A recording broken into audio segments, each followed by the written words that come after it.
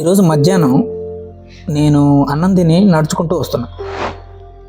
కరెక్ట్గా నాకు ఎదురుగా ఇద్దరు అమ్మాయిలు నడుచుకుంటూ వస్తున్నారు. ఎప్పుడైతే నేను వాళ్ళిద్దరిని దాటుతూ ఉండగా అందులో ఒక అమ్మాయి పక్కనున్న అమ్మాయితో ఒక మాట చెప్పింది.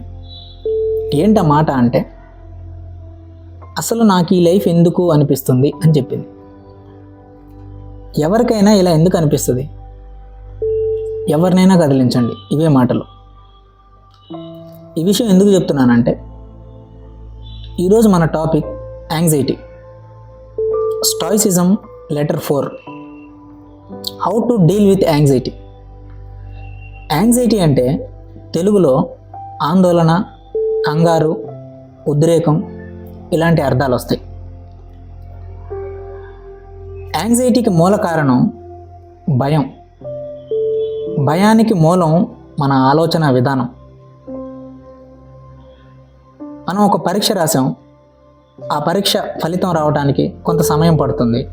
కానీ ఈలోపే ఆ ఫలితం మనకి వ్యతిరేకంగా వస్తుందేమో, ఈ పరీక్ష నేను ఫెయిల్ అవుతానేమో అని మనం నిరంతరం ఆలోచించటం ద్వారా అందులోంచి భయం పుడుతుంది. నేను పరీక్ష ఫెయిల్ అవుతానేమో అని అనుకోవటం ద్వారా. అయితే ఇక్కడ ఒక చిన్న పాయింట్.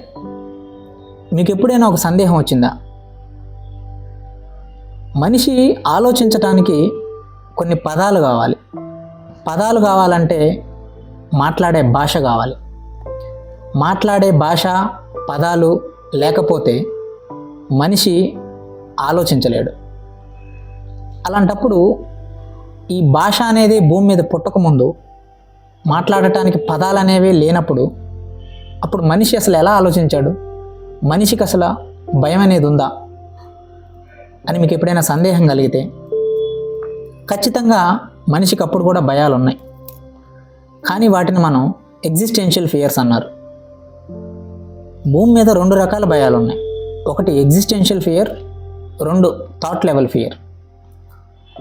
ఎగ్జిస్టెన్షియల్ ఫియర్ అంటే మనిషి ఆది మానవుడిగా అడవుల్లో బతుకుతున్నప్పుడు పులి నుంచి, సింహం నుంచి, విష సర్పాల నుంచి, వేరే క్రూర మృగాల నుంచి తనను తాను కాపాడుకోవటం కోసం, శరీరం తన ఉనికిని కాపాడుకోవటం కోసం న్యాచురల్గా స్పందించే ఒక ప్రక్రియని, శరీరం దానంతటా తానుగా రియాక్ట్ అయ్యే ఒక ప్రాసెస్ని ఎగ్జిస్టెన్షియల్ ఫియర్ అన్నారు.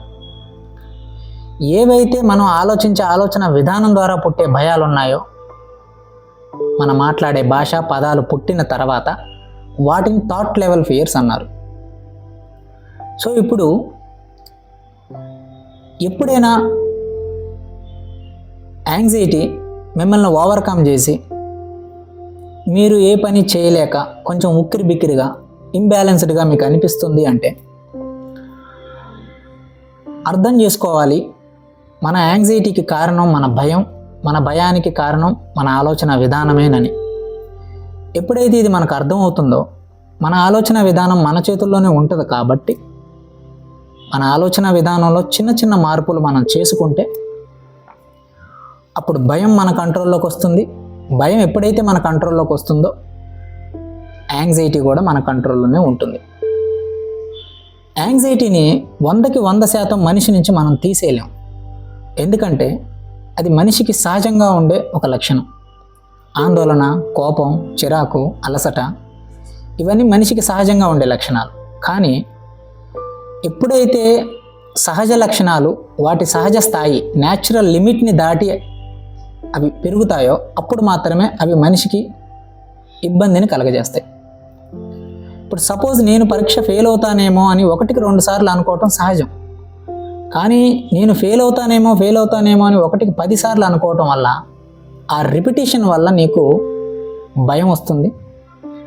ఆ భయం దాని స్థాయిని మించినప్పుడు అది యాంగ్జైటీగా మారుతుంది. యాంగ్జైటీ దాని లిమిట్ని దాటినప్పుడు ప్యానిక్ అటాక్ అవుతుంది. సో ఇక్కడ మనిషికి సహజంగా ఉండే లక్షణం దాని స్థాయి వరకు ఉన్నప్పుడు ఎటువంటి సమస్య లేదు. ఎప్పుడైతే అవి వాటి యొక్క లిమిట్ దాటి అవి పెరుగుతూ ఉంటాయో అప్పుడు మాత్రమే అవి మనుషులకి ఇబ్బందిని కలగజేస్తాయి. ఎప్పుడైనా మిమ్మల్ని యాంగ్జైటీ కానీ భయం కానీ ఓవర్కమ్ చేసి మీరు ఇంబ్యాలెన్స్డ్గా ఫీల్ అయితే అర్థం చేసుకోండి, అది మన ఆలోచన విధానంలో ఉంచే పుడుతుంది అని. ఎందుకంటే ఎగ్జిస్టెన్షియల్ ఫియర్స్ అనేవి ఇప్పుడు మనకి లేవు, ఎందుకంటే మనం అడవుల్లో ఉండట్లేదు. సో మన ఆలోచన విధానం ద్వారానే మన భయం కలుగుతుంది. మనం భయం వల్లనే మనం అన్కంట్రోల్డ్ ఎమోషన్స్ని మనం పుట్టిస్తున్నామని తెలుసుకుంటే, మీ ఆలోచన విధానంలో మార్పులు, చిన్న చిన్న మార్పులు చేసుకుంటే దాని ద్వారా మిమ్మల్ని ఇబ్బంది పెట్టే ప్రతి ఎమోషన్ మీ కంట్రోల్లోకి వస్తుంది.